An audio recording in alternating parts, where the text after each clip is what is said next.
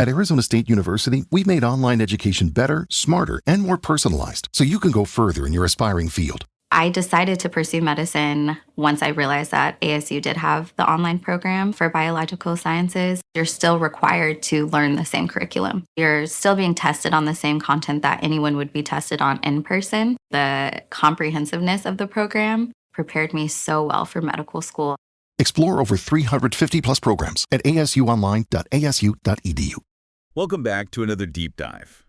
Today we're getting into something that, well, it sounds straightforward, doesn't it? Music distribution. It does sound simple. But it holds so many hidden complexities. Yeah. Imagine you're an artist, you've poured your heart into a masterpiece, but then nobody can hear it.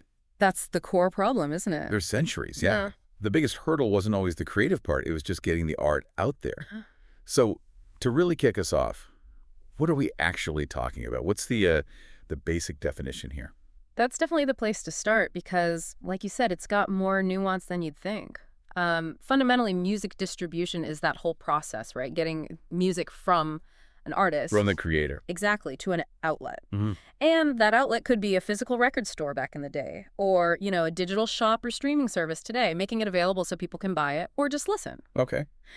And yeah, while that basic idea hasn't changed, how it actually happens, wow, that's seen a massive, truly fascinating transformation. Absolutely. And exploring that is really our mission for this deep dive. We're going to unpack that whole journey music takes, from the person who made it right to your ears. From A to Z. We'll look at its history, which is surprisingly long, dig into the super fast present, and hopefully uncover some of these unexpected changes and maybe even the new opportunities that have popped up. Sounds great. So to really get that before and after picture, Yeah. we need to step back a bit for, centuries, right? Since at least the 18th century. At least, yeah. Sheet music even before records. Right. Sheet music, then vinyl, tapes, CDs.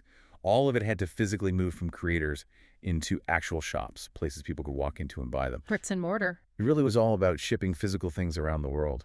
It sounds like that old physical model was a real bottleneck, a gatekeeper. What were the mechanics and the power structures there? Well, what's really striking is how central the middleman was. In that, let's call it the traditional model, you had a music distribution company, and they'd make deals, usually with record labels, sometimes directly with bigger independent artists. They were essentially buying the right to sell that music to the shops. So they're the bridge. The essential bridge, yeah, between the artist or label and the actual store shelf. And naturally, they took a pretty significant cut from every single unit sold. I bet. Then they'd pay the label, and the label, in turn, would pay the songwriter through what we call mechanical royalties. Right, the payment for making a copy? Exactly. A payment for each reproduction CD, vinyl, even later digital downloads counted too. Yeah. And sometimes these distributors offered what they called M&D deals. M&D. Manufacturing and distribution. So they might even front all the money to physically make the albums. Wow. And then they'd keep all the income until they got their investment back, which, meant they had immense leverage, huge control. So for a really long time, these brick-and-mortar distributors were basically it. The only route for labels for indie artists to get music to listeners. Pretty much, yeah. It must have been this enormous operation. Logistics, manufacturing, shipping. Yeah. You can almost picture the warehouses stacked high, the trucks moving constantly. Oh, definitely. I remember reading somewhere about one major label's logistics division. It was basically a global shipping company that just happened to move CDs. That's not far off. But then the digital age starts creeping in. Yeah. What were the first signs of change? How did music actually begin to move differently? Well, it wasn't exactly a smooth jump from CD to the cloud, was it? No, I guess not. Before things arguably got better for artists in some ways, there was a lot of chaos, disruption, uncertainty. Think about it. What used to take weeks, maybe months, of shipping physical goods. And huge upfront costs. And huge costs. Suddenly that faced the challenge of, first, illegal file sharing. Remember that? Oh, yeah. Napster and all that. Right. Then came the early sort of legitimate digital stores. And then, boom, streaming arrives. And the whole process becomes almost instant. Platforms like iTunes, then Spotify, Google Play, Apple Music, they essentially became the new record shops.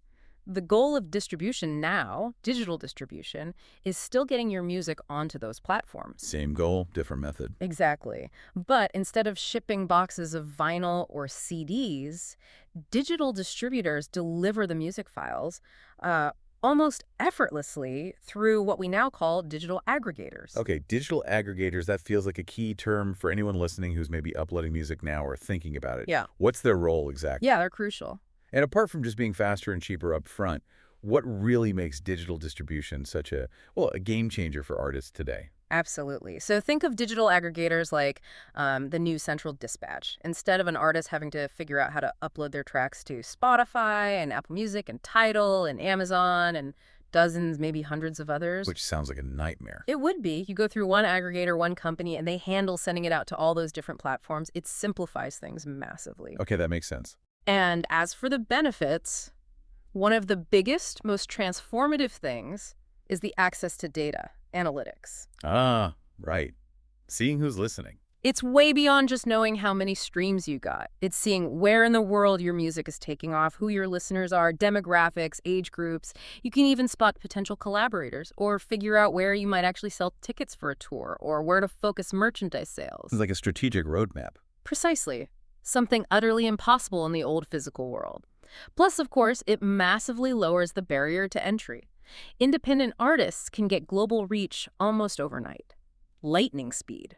That really is an incredible transformation we've walked through. I mean, from physical albums needing ships and trucks moving around the globe, For centuries. and actual stores being the only option, to this digital world where music just travels in, well, a couple of clicks, basically. It's mind-boggling when you frame it like that. And that stat you mentioned earlier, 2015 being the year digital sales officially overtook physical, that really was the tipping point, wasn't it? A complete turning point, no going back after that. And the industry really hasn't looked back. No, it hasn't. And if we sort of connect this back to the bigger picture, this whole shift has huge implications. For artists, obviously, but also for listeners. How so?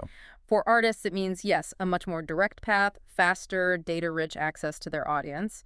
But it also puts a huge emphasis on choosing the right digital distributor, the right aggregator. Because they're the new middlemen, in a way. Exactly. While digital gets rid of the old barriers, it introduces a new kind of complexity. Understanding your deal, your royalty split. The real win isn't just being online. It's about making sure you're not giving away too much to the new digital middlemen. Right. Keep as much as you can. The key thing we've seen artists focusing on is keeping 100% of their royalties after the distributor takes whatever their fee is. And that means you, as an artist, have to really educate yourself.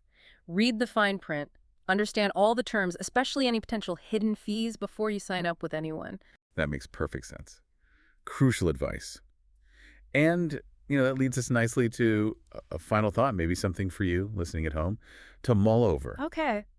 Given how incredibly fast music distribution changed, I mean, centuries of physical dominance overturned by a digital-first world in just a couple of decades, what other big, long-standing industries might be right on the edge of a similar, maybe irreversible couple-clicks revolution? Something to think about. Definitely something to think about. Well, thanks for joining us on this deep dive.